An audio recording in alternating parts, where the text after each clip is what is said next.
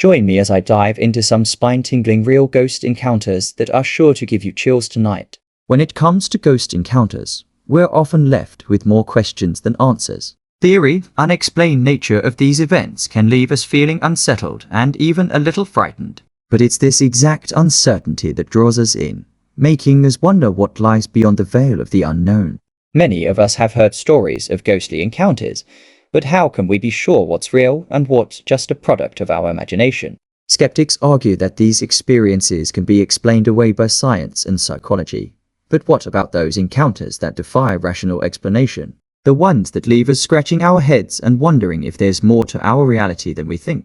The truth is, we may never know for certain what's behind these supernatural events, but that doesn't stop us from being fascinated by them. And it's this fascination that drives us to explore the unknown, to push the boundaries of what we think is possible. So, let's delve into some of the most compelling stories of real ghost encounters, and see if we can uncover the truth behind these spine-tingling events. Imagine walking into a room and feeling an intense chill, despite the warmth of the summer evening.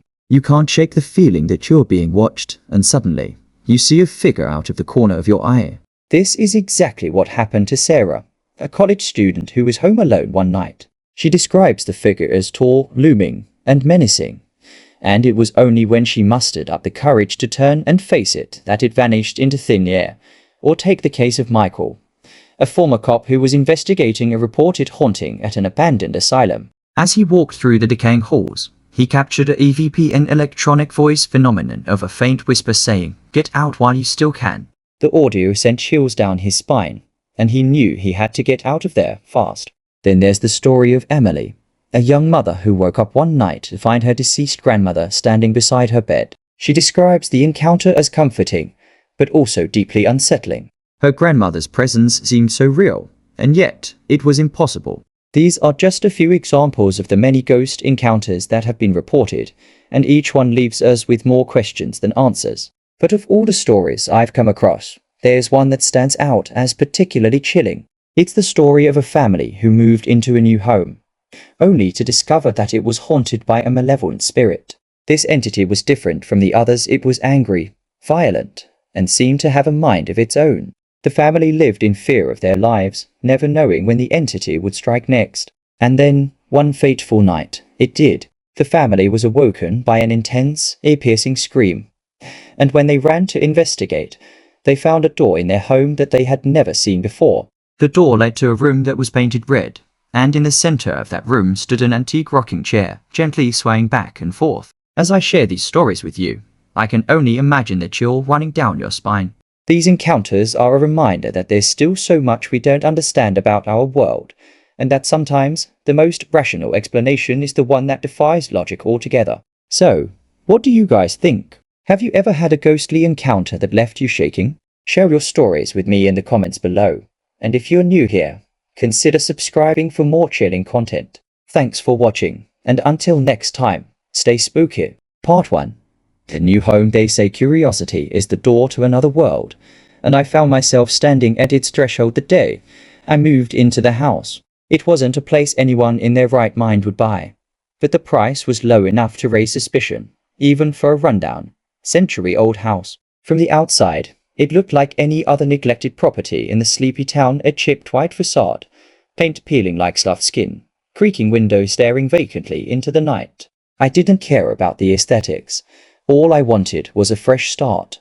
After 2 years of crawling my way back from rock bottom, I was finally looking forward to something. The solitude suited me.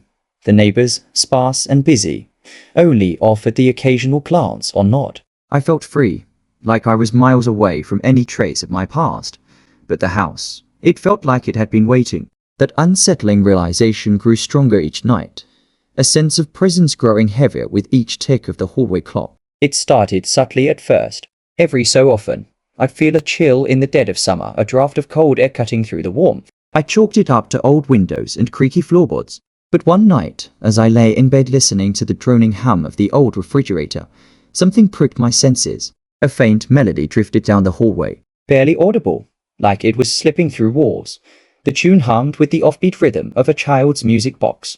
I sat up, blinking into the darkness, straining to listen, I felt my stomach clench as the melody grew clearer, becoming something familiar and profoundly eerie. It was Greensleeves, a song my grandmother used to play on her piano. I brushed it off, trying to reason away the strange sounds, but then I saw the shadow in the hallway. At first, it was barely more than a shape, hovering at the edge of my vision, a presence that retreated whenever I dared to look directly. But night after night, it stayed longer, lingering closer. Each time, it felt more defined, more sentient. Part 2. The whispers. I stopped sleeping soundly. Instead, I'd lie in bed, waiting for the melody to return, for the soft scrape of footsteps I swore I could hear moving along the wooden floor. The house had a rhythm of its own. Sometimes I'd lie there, listening to the silence, only to hear the ticking of the clock syncing with the beat of my own heart. I'd think I was imagining things until, once again, Greensleeves would filter through there. A low hum, just barely perceptible. Then the whispers began. They started faintly, like a conversation taking place just out of earshot. Sometimes I thought I could pick out words, but they were jumbled, nonsensical, like voices from a dream you can never quite remember. My nerves frayed, every sense heightened as I moved through the house during the day, jumping at creaks and drafts, convincing myself it was all just the house settling. It was just old, I told myself, just creaky and cold and nothing more. Until one evening, as I was washing dishes, the whispers grew louder. At first, I thought it was coming from outside, maybe from the neighbors. But when I paused, I felt an icy chill wrap around me as I realized they were coming from the hallway, where the shadow seemed to linger. Frozen, I strained to make sense of the murmuring, catching phrases that made my skin crawl. You left me, come closer. No escape. The hairs on the back of my neck rose as I inched toward the hallway. I turned, staring into the darkness, feeling the chill grow stronger. In the corner of my eye, I saw the shadow shift, just enough to suggest something moving. It held the shape of a person, but tall and slightly bent, as if weighed down by an invisible burden. I couldn't look away. Something in that shadow wanted me to stay, wanted me to move closer. And in that moment, I swear it felt alive, like it was breathing, pulsing with its own dark intent. Part 3. The room with no door. Determined not to let my imagination control me, I resolved to investigate every inch of the house. I spent hours pacing up and down the halls, inspecting the floors, walls, even the attic. Nothing stood out. But each night, the whispers grew louder, and Greensleeves continued to play in its haunting, fractured way, repeating like a broken record that had no end. One evening, while searching the basement, I noticed something odd. At the far corner, there was a blank stretch of wall that seemed off. The stone had a different texture, smoother somehow, and a faint red stain seeped from its base, trailing along the concrete like a forgotten memory. I knelt down, pressing my ear to the stone, and that's when I heard it faint, as though from a great distance, muffled weeping. I jerked back, heart pounding, and stumbled up the stairs, but I couldn't shake the feeling that something was just behind that wall. Days passed, and that area in the basement loomed in my mind. My mind wandered there when I wasn't even thinking about it, like it was calling me, drawing me closer. I became fixated on finding what lay behind that wall. Finally, armed with a hammer and flashlight, I decided to break through. The stone was surprisingly thin, as if it had been hastily patched up to conceal something. Each blow of the hammer echoed through the basement, unsettling the silence that had hung thick for days. I chipped away until I could fit my hand through a small hole. Shining the flashlight inside, I felt my breath catch in my throat. It wasn't an empty space. It was a room. A hidden room that no blueprint had shown, with walls painted a faded red. In the center of the room sat an old, decaying rocking chair, its wood warped and cracking, dust thick upon it as though untouched for decades. The chair was facing the wall, angled as if someone had been sitting in it, staring at the wall for years, watching, waiting. My pulse quickened as I shone the light around the room, and then I saw it carved into the walls, scratched and scrawled, were words that made my stomach drop. Let me out. Help me. I see you. I hear you. And above it all, carved deeper than any of the other words, were the chilling words, you are not alone. Before I could take it in, the rocking chair creaked slowly, its rotted wood bending back and forth, an ancient rhythm that matched the heartbeat thundering in my chest. The whispers started again, louder now, as though they were coming from all around me. Part 4. The watcher. I staggered back from the wall, feeling as though something was reaching out of the dark to pull me in. The whispers filled the room now, swirling around me, rising and falling with a chilling rhythm that made my skin prickle. But then, beneath the whispers, another sound grew a faint, dragging shuffle, as though something heavy was being moved just above me. I froze, tilting my head toward the ceiling, heart racing as the sound traced the floorboards above, slow and deliberate. My bedroom was up there, and I could picture the way the floor creaked and groaned underfoot. Only this time, no one should have been walking there. The whispers below intensified, and I could feel something close behind me, close enough that it felt as though cold fingers were grazing the back of my neck. I bolted from the basement, slamming the door behind me. The house had grown silent, too silent, as I stood there, catching my breath. The air felt charged, heavy, pressing down on me with an oppressive weight. Every instinct told me to leave, to abandon the house, but I couldn't shake the feeling that if I ran, it would follow. Somehow, it was bound to me now, like a shadow woven into my skin. After pacing the house for hours, sleep finally claimed me, though it brought little peace.